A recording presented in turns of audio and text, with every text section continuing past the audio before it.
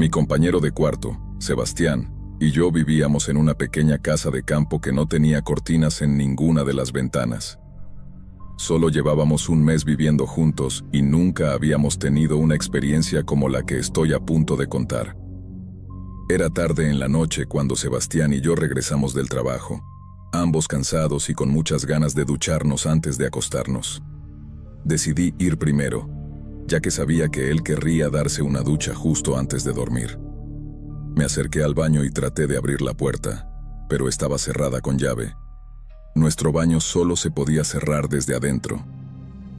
En ese momento, me enfadé porque tenía que trabajar al día siguiente, al igual que Sebastián. Intenté ocultar el hecho de que no podía abrir la puerta, pero pronto Sebastián preguntó: «¿Qué pasa? Avanza que necesito ir a dormir».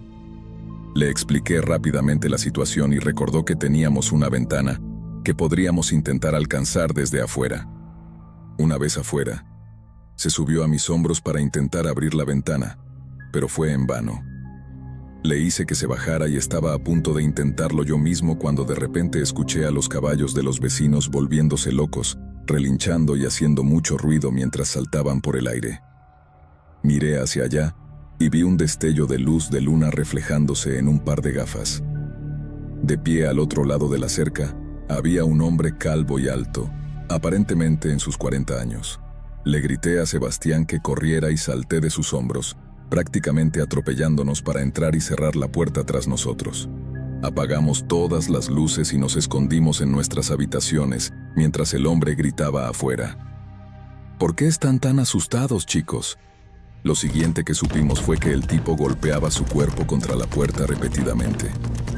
La casa era pequeña y no era muy sólida. Sabía que no pasaría mucho tiempo antes de que la puerta cediera y este degenerado entrara.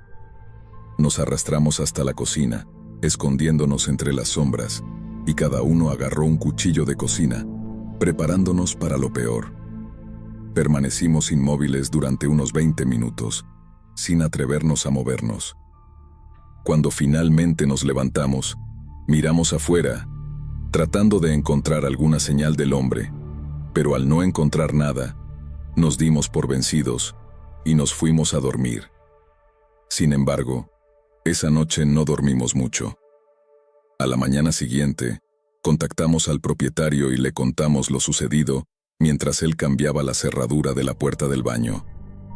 Me miró y dijo: «Luis, ustedes dos tuvieron suerte anoche porque la señora González escuchó mucho ruido. Pensó que era su esposo llegando de la oficina del alguacil, como suele hacer por la noche. Cuando no lo vio al despertarse, pensó que había salido a desayunar, pero su coche patrulla todavía estaba en la entrada y sus llaves estaban en la puerta principal.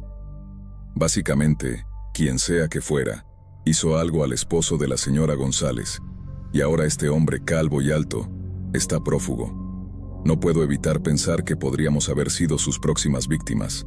Espero que encuentren al esposo de la señora González».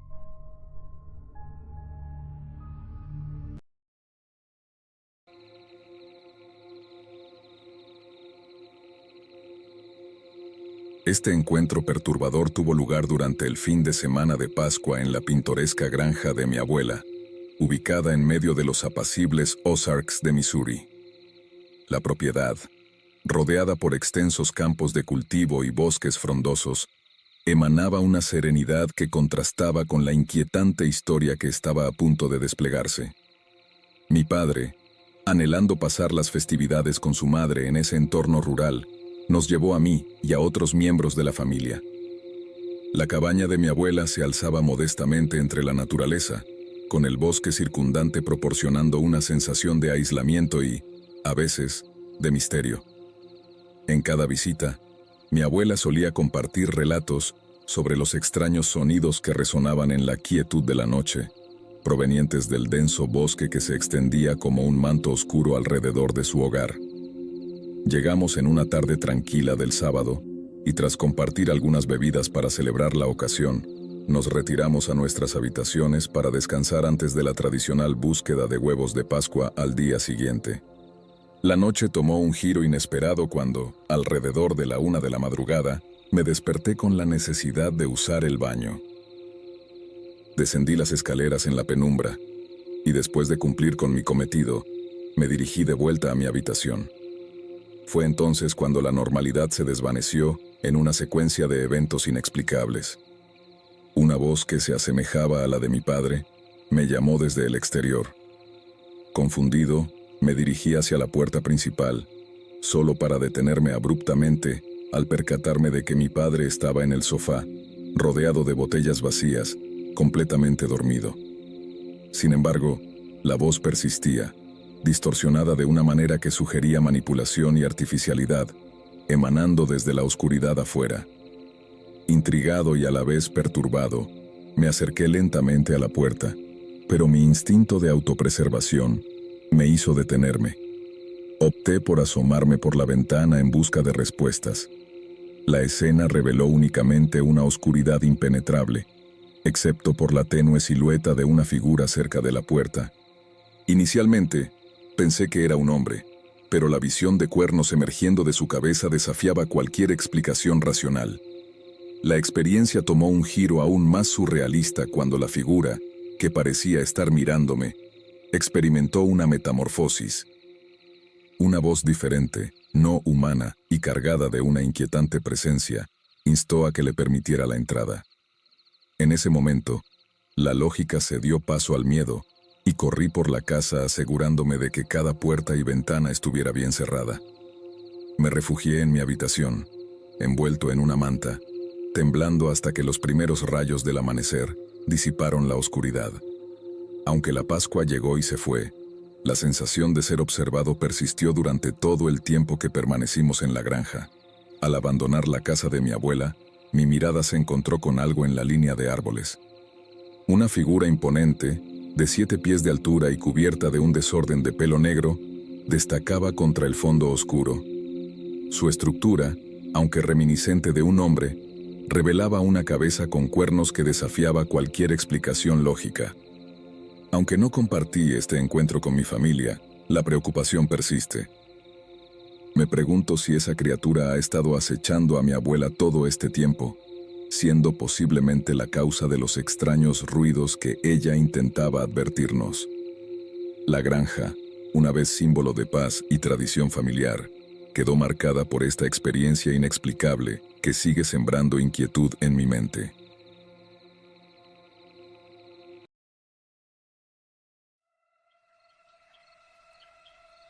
Mi nombre es Carlos, y hasta el día de hoy, no puedo borrar de mi mente la inquietante experiencia que viví en el campo.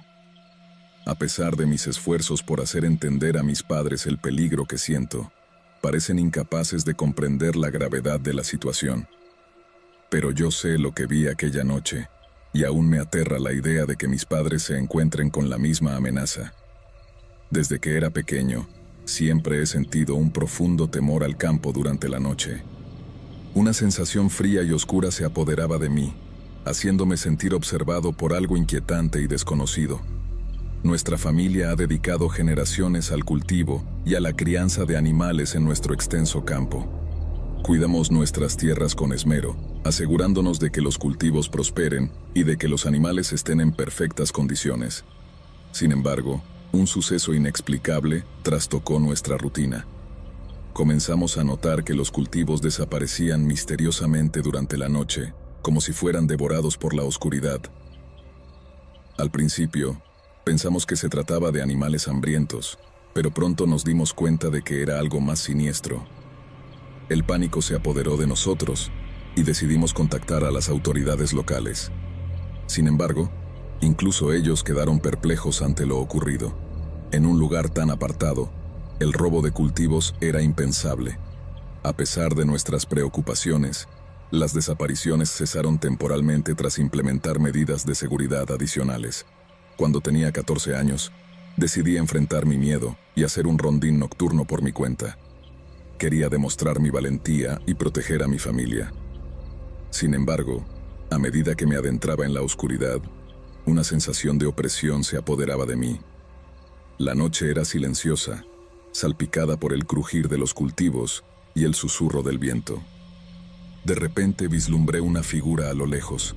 Era como un perro, pero mucho más grande, y se erguía sobre sus patas traseras, mirándome fijamente con ojos brillantes.